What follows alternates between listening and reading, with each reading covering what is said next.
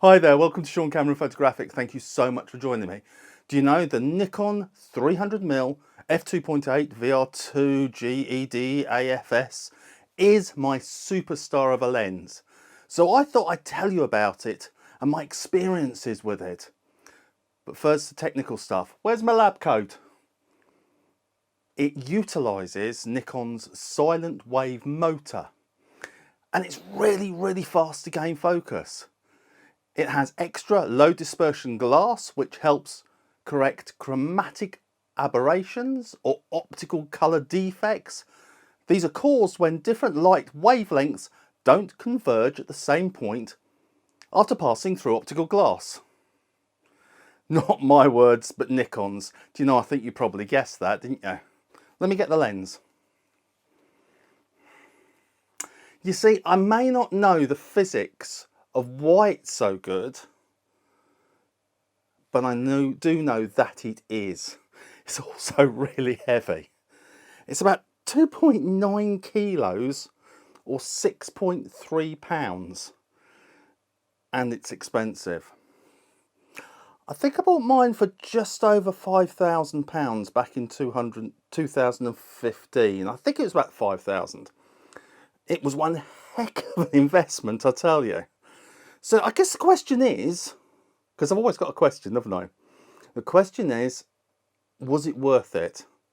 Second question, has it even paid for itself? 5,000, quite a lot for a lens, isn't it? Well, to answer that, let me tell you a little of what this versatile beast has been used for. A month after getting it, I took it to Scotland to nab me some nature on land. Let me put that down very gently. So let's have a look at the pictures. So I think you can agree here that it's actually pretty good. It's pretty sharp. But to be honest, it should be, shouldn't it? You remember that I said it was heavy? Well, unfortunately, you can't always prop it on a tripod.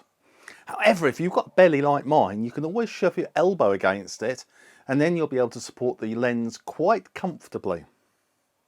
Even when bobbing around on a boat like I was here.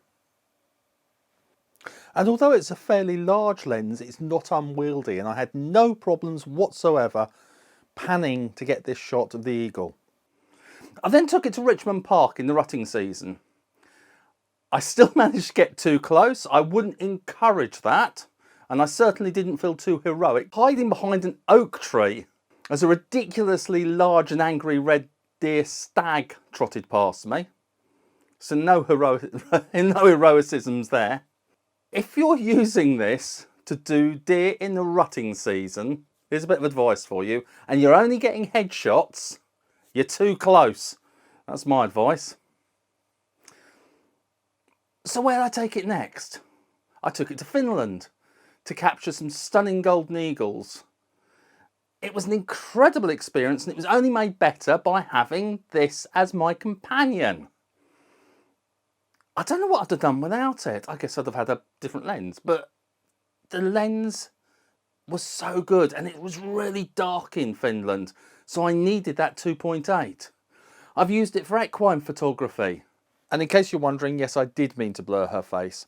Now, this shows how good it is capturing action, and it's a fast lens. Here is a horse cantering around the field on its own.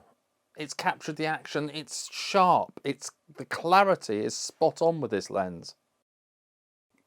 I've used it at weddings to capture private and candid moments outside, and no, I'm not showing them.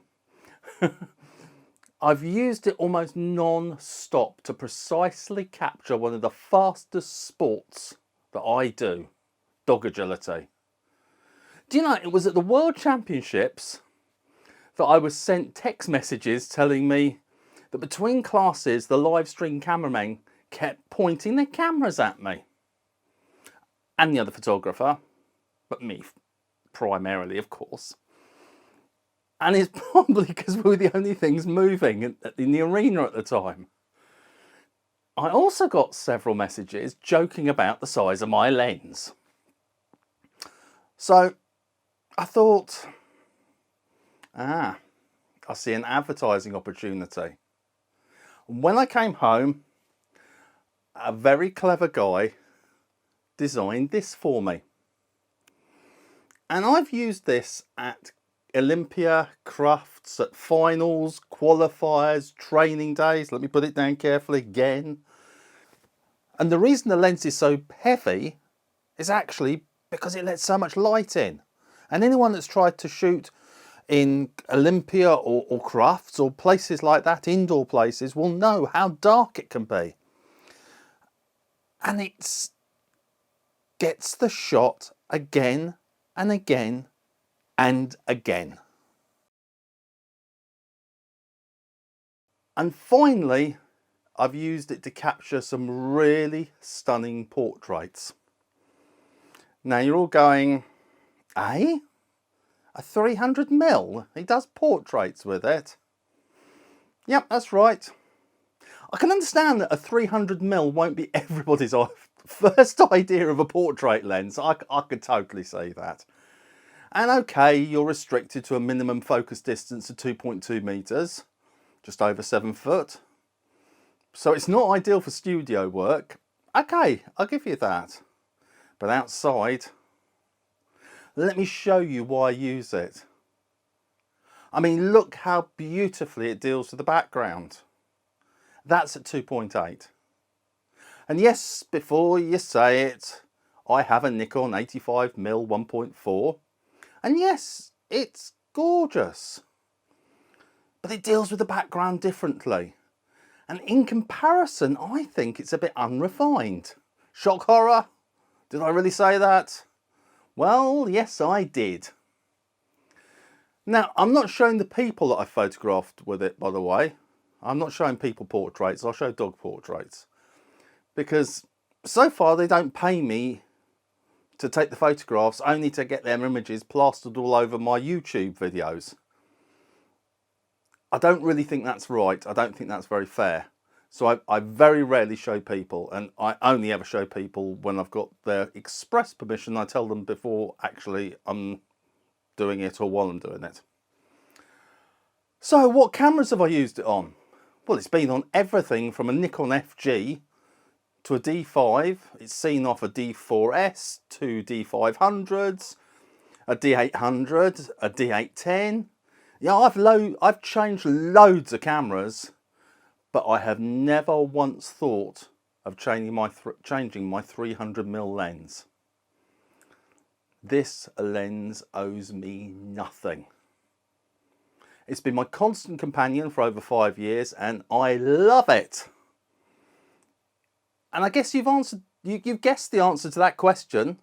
Yes, it's paid for itself over and over again, both in financial terms, emotional, and advertising. I mean, I reckon I'm more recognised by this lens than my face. Well, I hope you enjoyed this short one. I've just dropped it. It's solid as a rock, it's fine. I hope you enjoyed this, even if the chaotic ending. And you know what, I do it live now from start to finish. Unlike other people, I don't keep cutting. If you enjoyed this, please like it. And you know what I'm going to say, if you really liked it, don't forget that subscribe button. It means so much. And don't forget to keep doing the talking underneath this. Okay. See you soon. Thanks a lot. Where's my lens?